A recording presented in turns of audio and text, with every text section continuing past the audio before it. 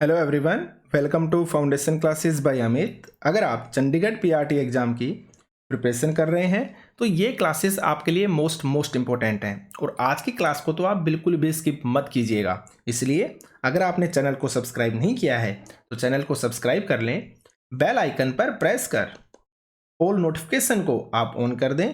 अगर आपको किसी तरह का कोई डाउट है, कोई इश्यू है, कुछ पूछना चाहते हैं तो आप इस कॉन्टैक्ट नंबर पे व्हाट्सएप मैसेज कर सकते हैं। साथ में हमारा जो टेलीग्राम ग्रुप है उसको आप ज्वाइन कर लीजिए। टेलीग्राम ग्रुप का जो लिंक है वो आपको इसी वीडियो के डिस्क्रिप्शन में मिल जाएगा। हमारी application foundation classes by Amit को अगर आपने डाउनलोड नहीं किया है तो आप एप्लीकेशन को डाउनलोड कर लीजिए। एप्लीकेशन का जो लिंक है वो भी आपको इसी वीडियो के डिस्क्रिप्शन में मिल जाएगा। देखिए, आप सभी के लिए एक न्यूज़ है। आपका जो चंडीगढ़ पीआरटी का जो एग्ज़ाम होना था उसकी जो डेट है वो एक बार फिर से एक्सटेंड हो गई है। हाँ जी, आपकी जो डेट है वो एक बार फिर से एक्सटेंड हो गई है। अब आप देख सकते हैं आपकी जो ऑनलाइन एप्लीकेशन की जो डेट है वो आपकी 30 नवंबर कर दी गई है, यानी कि 30 नवंबर तक आप अपने फॉर्म को फिल कर सकते हैं। देन उसके बाद जो आपकी डिपॉजिट ऑफ एप्लीकेशन फीस है उसकी जो डेट है वो कर दी गई है आपकी 2 दिसंबर, यानी कि 2 दिसंबर तक आप जो फीस है उसको जमा कर पाएंगे। और आपकी जो फर्स्ट कंफर्मेशन लिस्ट आएगी वो आएगी आपकी 11 दिसंबर को।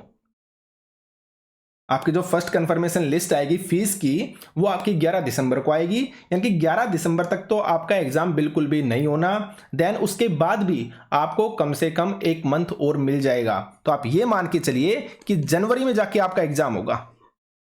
तो अब आपके पास समय है। जिसने तैयारी को स्टार्ट नहीं किया है प्रिपरेशन स्टार्ट कर दीजिए। आपको बेस्ट मटेरियल प्रोवाइड करवाया जाएगा और इससे बेस्ट क्लासेस आपको नहीं मिलेंगी और आपकी 100% जो परफेक्ट तैयारी है ना वो हो जाएगी। आप इस बात को याद रखिएगा। और जैसा कि सुनने में आ रहा था, न्यूज़पेपर की कटिंग थी वो, कि आपकी जो वैकेंसीज है ना वो भी इंक्रीज हो सकती हैं। तो अगर ऐसी न्यूज़ आ जाती है रियल में तो आपके लिए तो बेनिफिट ही बेनिफिट है। तो जिसने प्रिपरेशन को स्टार्ट नहीं किया है वो अपनी प्रिपरेशन को बेस्ट तरीके से स्टार्ट कर दीजिए, ठीक है। अच्छा, अब सुनिए, आप काफ़ी जो स्टूडेंट है ना उनके डाउट थे। जैसे मेरे पास इतनी ज़्यादा कॉल भी आ रही थी कि सर आपसे ही हमें सभी सब्जेक्ट को पढ़ना है। और देखिए, मैं भी सभी सब्जेक्ट को पढ़ाना चाहता था क्योंकि ताकि मैं बेस्ट से बेस्ट चीज़ें आपको प्रोवाइड करवा सकूं। लेकिन डाउट कहाँ पे आ रहा था, प्रॉब्लम कहाँ पे आ रही थी? कुछ लोग चाहते थे कि सर हमें सिर्फ और सिर्फ साइंस के नोट्स चाहिए, सर हमें सिर्फ और सिर्फ सोशल साइंस के चाहिए, या फिर सर हमें साइंस और सोशल साइंस दोनों के नोट्स चाहिए, बाकी सभी सब्जेक्ट हमारे रेडी हैं। कुछ का कहना था कि सर हमें मैथमेटिक्स और आईसीटी पढ़ना है या सिर्फ मैथमेटिक्स पढ़ना है। कुछ का था कि हमें सर सम कंप्लीट सब्जेक्ट ही आपसे पढ़ने हैं। कुछ की डिमांड थी, यानी कि सब्जेक्ट वाइज डिमांड थी कि सर सिर्फ और सिर्फ इस सब्जेक्ट के नोट्स दे दीजिए, सर इस सब्जेक्ट की वीडियो दे दीजिए। तो मैंने हर चीज़ का आपके लिए सॉल्यूशन कर दिया है। जैसी आपकी डिमांड होगी, जैसा आप चाहेंगे, इंडिविजुअल सब्जेक्ट पढ़ना है तो आप इंडिविजुअल सब्जेक्ट के कॉम्बिनेशन को पढ़ पाएंगे, कंप्लीट कोर्स पढ़ना है तो आप कंप्लीट सब्जेक्ट को पढ़ पाएंगे। तो आज आपको शाम तक इस चीज़ की कंप्लीट न्यूज़ मिल जाएगी। अपनी तैयारी को स्टार्ट कर दीजिए। बेस्ट प्रिपरेशन हो सकती है आपकी, आपके लिए मौका है, इसको बिल्कुल भी आप मत गवाइएगा। कोई भी टफ चीज़ें नहीं है, जो चीज़ें मैं प्रोवाइड करवाऊंगा उसके अलावा आपको कुछ भी पढ़ने की जरूरत नहीं पड़ेगी। इस बात को आप याद रखिएगा। फिलहाल आप सिर्फ इतना कीजिए, अगर आपने एप्लीकेशन को डाउनलोड नहीं किया है ना तो आप एप्लीकेशन को डाउनलोड कर लीजिए। एप्लीकेशन का जो लिंक है वो आपको वीडियो के डिस्क्रिप्शन में मिल जाएगा। और अगर आप वहां से डाउनलोड नहीं कर पाते हैं ना तो आप फाउंडेशन क्लासेस बाय अमित, इसको आप गूगल प्ले स्टोर पे जाइए और वहां पे जब टाइप करेंगे तो आपके सामने एप्लीकेशन आ जाएगी। तो वहां से आप एप्लीकेशन को इंस्टॉल कर लेना, ठीक है। और अगर आप वहां से भी नहीं कर पाते हैं ना तो जो मोबाइल नंबर है, ये वाले नंबर, इन पे आप क्या कीजिए, मैसेज कर दीजिए। तो पर्सनली जो लिंक है ना वो भी मैं आपके साथ शेयर कर दूंगा, ठीक है। तो आपको बिल्कुल भी घबराने की जरूरत नहीं है। जिन्होंने तैयारी को स्टार्ट नहीं किया है, जिनके माइंड में ये था कि कम समय बचा है, तो आप तैयारी को स्टार्ट कर दीजिए। इससे बेस्ट मटेरियल आपको कहीं पर भी प्रोवाइड नहीं करवाया जाएगा, इस बात को आप याद रखिएगा, ठीक है। तो चलिए फिर आज की क्लास को हम स्टार्ट करते हैं। देखिए, फर्स्ट क्वेश्चन है, कर्दम में प्रचुर मात्रा में क्या होता है? तो आज जो मैं क्वेश्चन लेके आया हूं ये आपके लिए मैं साइंस के क्वेश्चंस लेके आया हूं, ठीक है। तो हम स्टार्ट करते हैं। कर्दम, तो सबसे पहले तो आपको यह पता होना चाहिए कि कर्दम होता क्या है। तो मैं आपको बताना चाहूंगा, जो गोबर होता है ना, जो गोबर होता है, गोबर प्लस में जल, इसका जो मिश्रण होता है ना उसको बोला जाता है कर्दम। और ये मोस्ट इंपोर्टेंट क्वेश्चन है आपका, ये उसका नाम क्या होता है, कर्दम होता है। पहले आप इस प्रोसेस को देखिए, इस पे देखिए आप, जो कर्दम है ना, इसका यूज किया जाता है आपकी बायोमास बोल सकते हैं आप, या जैव गैस भी बोल सकते हैं। जो गैस होती है ना, जैव गैस के निर्माण में आपके कर्दम का यूज होता है। और जैव गैस को हम बायोमास भी बोल देते हैं। तो ये आपका संयंत्र होता है जिसके द्वारा आपकी जो बायोगैस या जैव गैस है वो बनाई जाती है। ये होता है आपका कंप्लीट, इसको बोला जाता है डाइजेस्टर। तो ये वाला एरिया ना, इसको बोला जाता है डाइजेस्टर। तो इसमें क्या करते हैं, जो आपके गोबर और जल का जो मिश्रण होता है ना, जो मैंने बताया कर्दम, गोबर प्लस जल के मिश्रण को इसके अंदर डाला जाता है। तो ये इधर से आएगा और यहां पे क्या हो जाएगा, इकट्ठा हो जाएगा। और यहां पे फिर क्या होता है, धीरे धीरे जो सूक्ष्म जीव है ना, वो इन चीजों को एकदम से अपघटित करना स्टार्ट कर देते हैं, इनको गलाना, सड़ाना, ये सब चीजें स्टार्ट कर देते हैं। इसमें मिट्टी भी होती है आपकी, ठीक है, बाकी सभी चीजें जो भी अपशिष्ट है ना, वो आपका यहाँ पे होता है। तो यहाँ पे धीरे धीरे कुछ समय बाद क्या बनने लगती है, आपकी जैव गैस बनने लगती है। और इस जैव गैस को यहाँ पे आप देख रहे हैं, ये गैस टंकी है आपकी, ये यहां से जो आपकी जैव गैस है ना, वो बाहर निकाल ली जाती है पाइपों के माध्यम से। ये आपकी पाइप है, इसके माध्यम से जो जैव गैस है वो आपकी बाहर निकाल ली जाएगी, ठीक है। और उसके बाद में लास्ट में जो अपशिष्ट बनता है ना, या बचता है, वो आपका खाद के रूप में यूज होता है। इसके रूप में खाद, या आप उर्वरक भी बोल सकते हैं, उर्वरक के रूप में यूज होता है। और यहां से उस उर्वरक को निकाल लिया जाता है, तो उसका भी यूज हो जाता है। तो ये है आपका कर्दम। तो कर्दम के अंदर कौन कौन सी चीजें इंपॉर्टेंट है या प्रचुर मात्रा में होती है, अब हम चलते हैं क्वेश्चन के ऊपर। तो देखिए, नाइट्रोजन और फॉस्फोरस, नाइट्रोजन और अमोनिया, फास्फोरस और मैथेन, और नाइट्रोजन और मैथेन। और देखिए इसकी जो डिटेल थ्योरी है ना, वो आपको क्लास के अंदर मिल जाएगी कोर्स में, आप इस चीज को याद रखिएगा, ठीक है। वहां पे हमने एकदम डिटेल से समझा है इस चीज को। तो कर्दम क्या होता है, इसको बनाने की प्रोसेस क्या है, किस तरह से खाद बनता है, खाद कैसे निकलता है, हर चीज को, कौन कौन सी चीजें इंपॉर्टेंट है, जो आपकी जैव गैस है उसमें कितनी मात्रा कौन सी गैस की होती है, हमने हर चीज को डिटेल से समझा है। तो यहां पे जो आपका करेक्ट आंसर होगा ना, वो होगा आंसर नंबर फर्स्ट।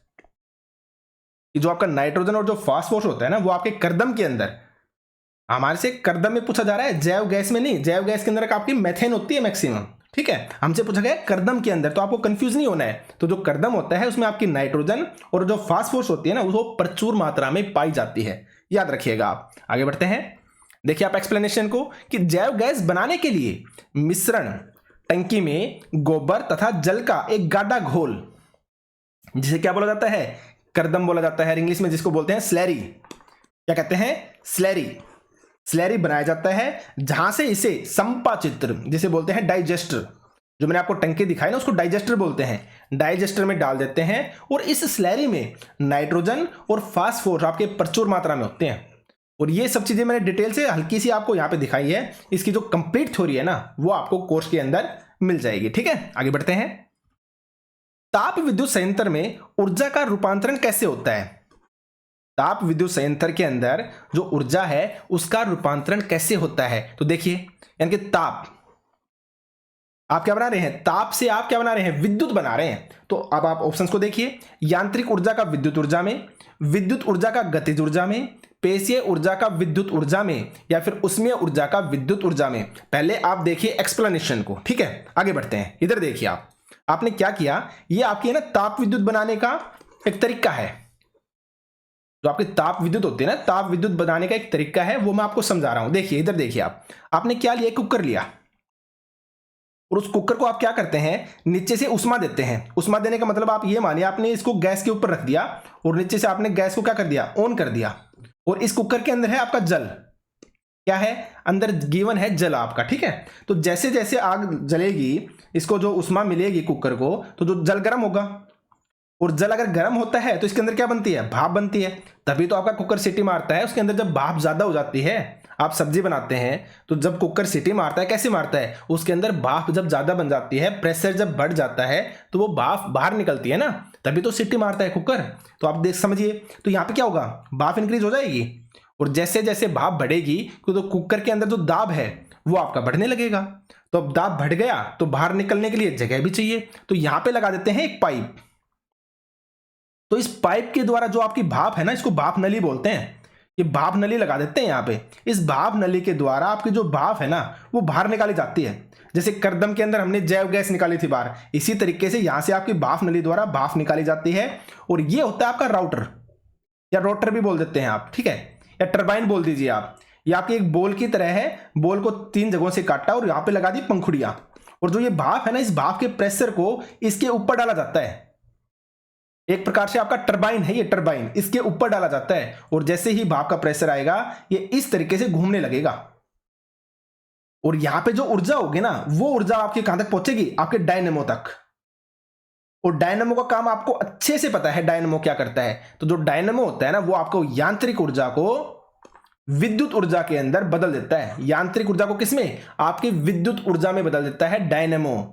ये चीज भी आपको अच्छे से पता है। तो जब यांत्रिक ऊर्जा जो आएगी इधर से, वो विद्युत ऊर्जा में कन्वर्ट हो जाएगी, तो यहां पे आगे लगा होता है आपका बल्ब। तो जो ये बल्ब है ना, ये आपका जल जाएगा। तो यानी कि आपने क्या किया, यहां से आपने उष्मा से स्टार्ट किया था और आप किस में चले गए, बल्ब के अंदर विद्युत तक पहुंच गए। तो यानी कि आंसर क्या हो गया आपका, कि आप मान सकते हैं कि उष्मीय ऊर्जा को किस में बदलता है, आपकी विद्युत ऊर्जा के अंदर। अब आते हैं हम क्वेश्चन पे। इससे भी डिटेल से मैंने आपको जो थ्योरी क्लासेस है उसके अंदर समझा रखा है, ठीक है। तो अब देखिए आप आंसर पे आइए। यांत्रिक ऊर्जा को विद्युत ऊर्जा में गलत है भाई, क्योंकि ये काम तो डायनेमो करता है। यहां पे हमसे पूछा गया है ताप विद्युत संयंत्र के अंदर कौन सी ऊर्जा का रूपांतरण होता है। हमारे कंप्लीट प्रोसेस में हमसे पूछा गया है, डायनेमो का नहीं पूछा, तो ये आपका नहीं होगा। विद्युत ऊर्जा को गतिज ऊर्जा में ये भी नहीं होगा, पेशीय ऊर्जा का विद्युत ऊर्जा में ये भी नहीं होगा, और उष्मीय ऊर्जा का विद्युत ऊर्जा में ये होगा आपका करेक्ट आंसर। आप समझ गए होंगे, ठीक है। आगे बढ़ते हैं।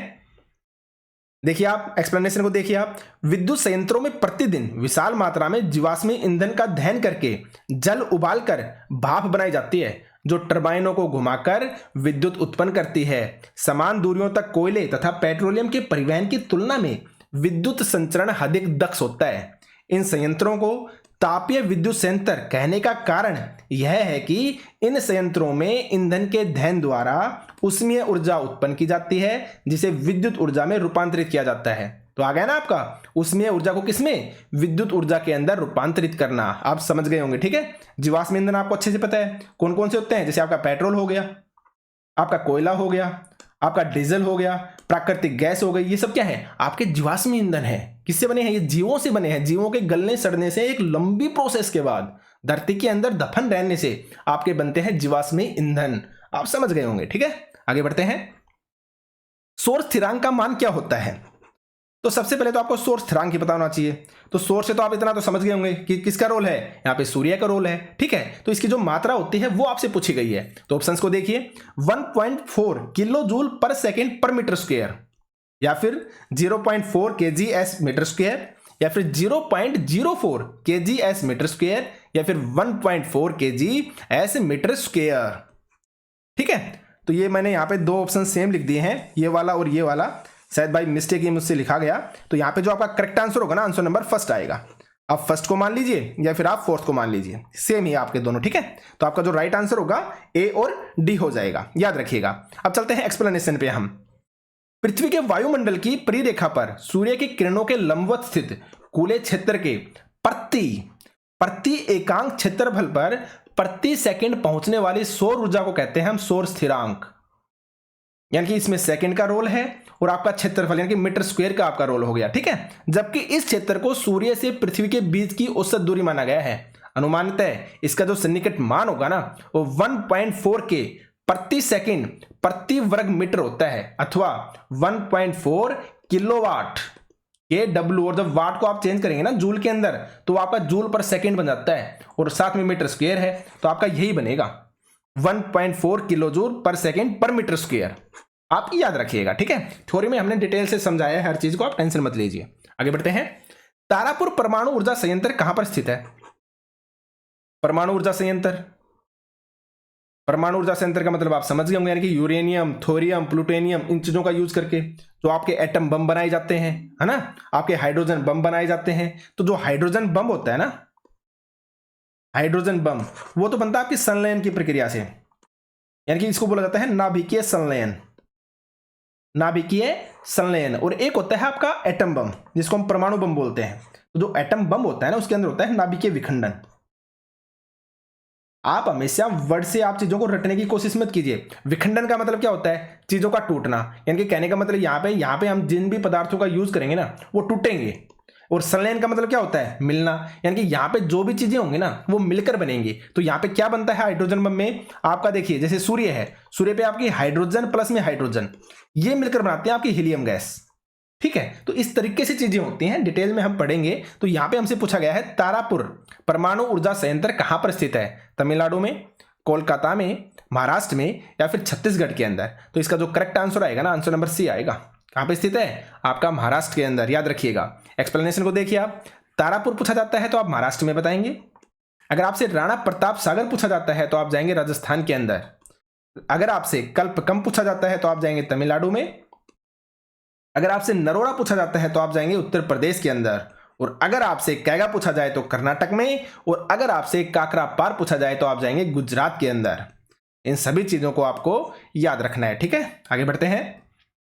नाभिकीय संलयन के लिए कितने ताप की आवश्यकता होती है। अब नाभिकीय संलयन मैं आपको पहले बता चुका हूं, इसके अंदर क्या होता है, नाभिकीय संलयन, नाभिकीय तो ठीक है, संलयन का मतलब होता है मिलना, यानी कुछ ना कुछ चीजें आपकी मिलकर बन रही हैं। तो संलयन के अंदर क्या होता है नाभिकीय संलयन में कि आपकी कितने ताप की आवश्यकता होती है, ये आपसे पूछा गया है। तो ऑप्शंस को देखिए आप, 10 की पावर 3 केल्विन, 10 की पावर 6 केल्विन, 10 की पावर 7 केल्विन या फिर 10 की पावर 5 केल्विन। तो यहां पे जो आपका करेक्ट आंसर आएगा ना, आंसर नंबर सी आएगा। क्या आएगा, आंसर नंबर सी, 10 की पावर 7 केल्विन जो आपका ताप होता है ना, उसकी यूज होता है आपके नाभिकीय संलयन अभिक्रिया के अंदर। अब चलते हैं हम एक्सप्लेनेशन पे। तो देखिए, हाइड्रोजन बम ताप नाभिकीय संलयन अभिक्रिया पर आधारित होता है। इनके आप याद रख सकते हैं कि नाभिकीय संलयन जो अभिक्रिया है ना, उससे बनता है आपका हाइड्रोजन बम। आपको याद रखना है, मैं पहले भी बता चुका हूं। ठीक है, हाइड्रोजन बम के क्रोड में यूरेनियम अथवा प्लूटोनियम के विखंडन पर आधारित किसी नाभिकीय बम को रख देते हैं। किसके आधारित, यूरेनियम अथवा प्लूटोनियम के विखंडन पर आधारित किसी नाभिकीय बम को हम रख देते हैं। याद रखिएगा, जब इस नाभिकीय बम जो विखंडन पर आधारित है को विस्फोटित करते हैं तो इस पदार्थ का ताप कुछ ही माइक्रो सेकंड में 10 की पावर 7 केल्विन बढ़ जाता है। 10 की पावर 7 के, इतना ताप आपका बढ़ जाता है, आप याद रखिएगा। ठीक है, आगे बढ़ते हैं। आंसर मिल गया होगा आपका, आंसर क्या आएगा, 10 की पावर 7 के, याद रखिएगा। आगे बढ़ते हैं हम। जैव मात्रा खालिस्तान ऊर्जा का स्रोत है। देखिए, अभी हमने जैव मात्रा के बारे में पढ़ा था, जैव गैस के बारे में हमने जस्ट अभी पढ़ा था। तो आप खुद बताइए मुझे कि जो जैव मात्रा है वो खालिस्तान ऊर्जा का स्रोत है, नवीकरणीय है, अनवीकरणीय है, असमाप्य है या फिर ए और सी दोनों है। तो इसका जो करेक्ट आंसर होगा ना, वो होगा आपका आंसर नंबर डी। जो आपकी जैव मात्रा होती है ना, वो आपकी नवीकरणीय होती है और आपकी क्या होती है, असमाप्य होती है। नवीकरणीय और असमाप्य, तो इसलिए आंसर क्या हो जाएगा आपका, ए और सी हो जाएगा। एक्सप्लेनेशन को देखिए आप, चूंकि ये ईंधन यानी कि आपकी जो जैव मात्रा है पादप एवं जंतु उत्पाद है, अतः इन ईंधनों के स्रोत को हम जैव मात्रा कहते हैं। और देखिए, मैंने जैव गैस के बारे में आपको बताया था कि जैव गैस एक उत्तम ईंधन है जो आपके गोबर से बनता है, कर्दम से बनता है, क्योंकि इसमें 75% तक मैथेन गैस होती है।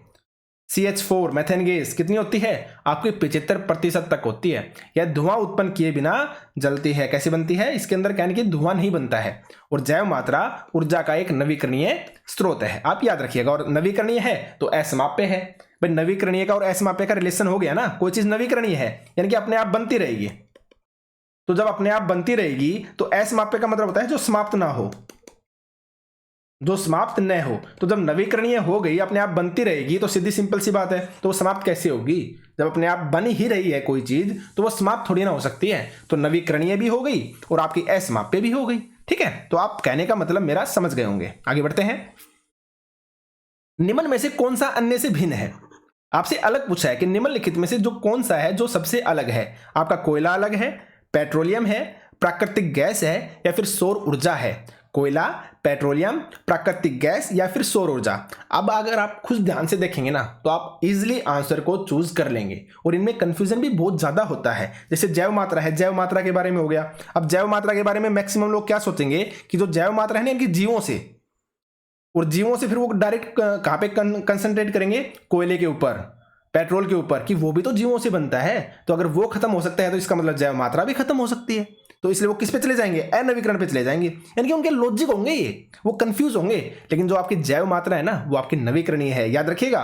और क्या है, आपकी असमाप्य है। हर एक सिंगल से सिंगल डाउट को थ्योरी क्लास के अंदर क्लियर किया जाएगा, इस बात को आप याद रखिएगा, ठीक है। तो देखिए यहां पे अब कोयला है, क्या है आपका अनवीकरणीय है, अनवीकरणीय और परंपरागत यानी कि पहले के समय से। पेट्रोलियम क्या है आपका परंपरागत है, यानी कि बहुत पहले के समय से है, ये भी परंपरागत हो गया। और जो प्राकृतिक गैस है वो आपको पेट्रोल के साथ ही मिलती है, ये भी क्या है आपकी परंपरागत है। लेकिन जो आपकी सौर ऊर्जा है ना ये आपकी गैर परंपरागत है, गैर परंपरागत, यानी कि इसके बारे में हमें अभी पता चला है। ये मानिए आप, तो सूर्य से जो ऊर्जा मिलती है ना उसका यूज हम सौर सेलों के रूप में, सौर तारों के रूप में अब करने लगे हैं हम, तो ये आपके गैर परंपरागत में आएगा। और बाकी तीनों क्या है आपके परंपरागत हैं, और बाकी तीनों आपके अनवीकरणीय भी हैं। अनवीकरणीय हो गए तो यानी कि समाप्य हो गए। तो आप इन वर्ड्स में कंफ्यूज मत होना, अनवीकरणीय, समाप्य, परंपरागत, गैर परंपरागत, इनको आप आराम से तसल्ली से सोच कर देखिए, अच्छे से समझिए, कंसेप्ट को समझिए, रटिए मत। अब जैसे मैंने बताया पर नवीकरणीय है, तो नवीकरण का मतलब अपने आप बन रही है, तो सीधा और सिंपल से बात है, कोई चीज अपने आप अगर बनती रहती है तो वो समाप्त कैसे होगी। तो नवीकरणीय है तो असमाप्य हो गया। अगर अनवीकरणीय है, अनवीकरणीय का मतलब क्या है, जो लगातार अपने आप नहीं बनती है, जो खत्म हो जाएगी, तो खत्म हो जाएगी तो क्या हो जाएगी, समाप्य हो जाएगी। परंपरागत और गैर परंपरागत और गैर परंपरागत के लिए मैं आपको ऑलरेडी ट्रिक बता चुका हूं। परंपरागत यानी कि हमारी परंपराएं, हमारा सिस्टम, हमारी कस्टम्स कब से, बहुत पुराने समय से चलते आ रहे हैं। तो देखिए कोयले के बारे में आप सोचिए, कोयले का तो जो बोलते हैं ना व्यापार करना कितने पुराने समय से है, कोयला तो बहुत समय पहले से है। कोयले के ऊपर तो मूवी भी नहीं है कि कोयला खनन बहुत पुराने समय से किया जाता था। तो ये परंपरा वाली चीजें हैं। तो कोयला हो गया, पेट्रोलियम हो गया, प्राकृतिक गैस हो गई, सब परंपरागत के अंदर आ जाएंगे। लेकिन सौर ऊर्जा क्या है, नया है। हमने अब धीरे धीरे सीखा है कि सूर्य की ऊर्जा से हम क्या बना सकते हैं, विद्युत बना सकते हैं। आपके सौर सेल बनने लग गए, सौर पैनल आने लग गए जो हम घर पे छतों पे लगाते हैं। तो ये चीजें आपकी किस में आ जाएंगी, गैर परंपरागत में। तो चीजों को कंसेप्ट के साथ समझेंगे हम थ्योरी क्लासेस में, आप याद रखिएगा। आगे बढ़ते हैं। औद्योगिक देश अपने ऊर्जा उत्पादन का कितने प्रतिशत भाग नाभिकीय शक्ति संयंत्रों से प्राप्त करता है। कोई भी औद्योगिक गैस के बारे में बात हो रही है,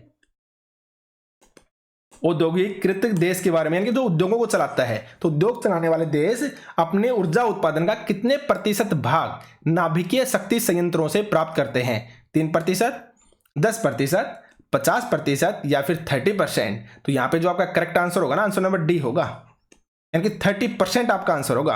अब चलते हैं हम एक्सप्लेनेशन के ऊपर। तो देखिए यहाँ पे आप तारापुर महाराष्ट्र, राणा प्रताप सागर राजस्थान, कल्पकम तमिलनाडु, नरोरा उत्तर प्रदेश और काकरापार गुजरात तथा कैगा कर्नाटक पर स्थित नाभिकीय विद्युत संयंत्रों की प्रतिष्ठापित क्षमता हमारे देश की कुल विद्युत उत्पादन क्षमता की 3% है।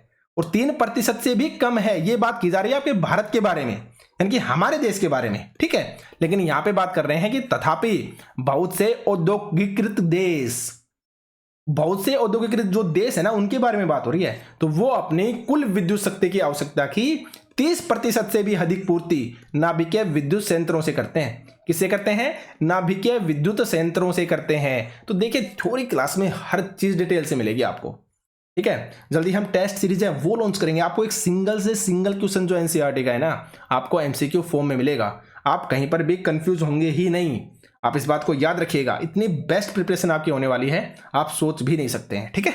आगे बढ़ते हैं। देखिए आज के सेशन में आपके इतने ही क्वेश्चंस थे, ठीक है। तो आज के सेशन को हम यहीं पे समाप्त करते हैं। जैसे कि मैंने बताया आपको, अगर आपने एप्लीकेशन को डाउनलोड नहीं किया है ना तो आप सिर्फ और सिर्फ फिलहाल एप्लीकेशन को डाउनलोड कर लीजिए। कोर्स से रिलेटेड चीजें, अगर आपको इंडिविजुअल सब्जेक्ट पढ़ने हैं उन सब की डिटेल, और वो भी कम से कम फीस में, ताकि आप बेस्ट प्रिपरेशन को कर सकें। तो वो मैं आपको शाम तक जो इन्फॉर्मेशन है वो कंप्लीटली प्रोवाइड करवा दूंगा।